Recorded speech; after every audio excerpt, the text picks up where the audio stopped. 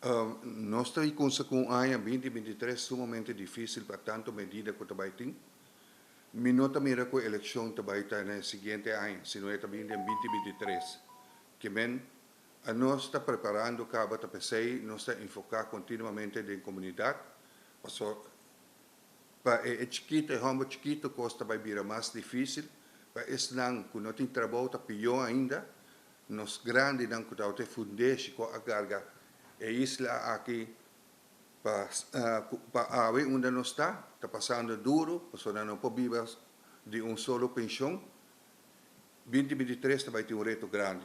E a nós de Partido Curva nós está preparado para qualquer hora que se vem eleição nós está clape. E me sabe cambio de isla aqui para o pueblo por sentir alívio.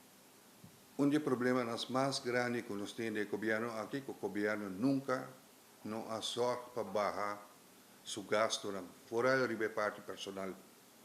Até o último dia ainda está implementar gente de trabalho, mas de outra banda não está baixa.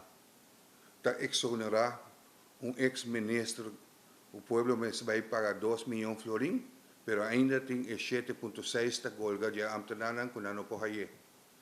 Então, 7,6 é também netamente de parte de inhal manoeuvre que ambtenaren of empleado no público a entregar promeco no 24.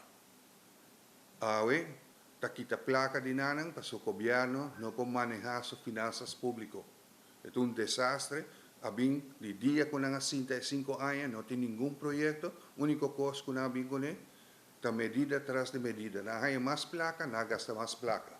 Se não se administra a placa de pueblo, nunca lo llega a balanced budget. E te seita lo qual está passando. A palavra esperança. Esperança é coisa que nunca o pueblo de Aruba aqui me perde.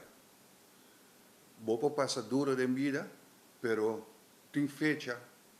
E tem fecha que está tal dia e que está caducar. Lo llega dia con lo qual non sta passando aden lo caduca.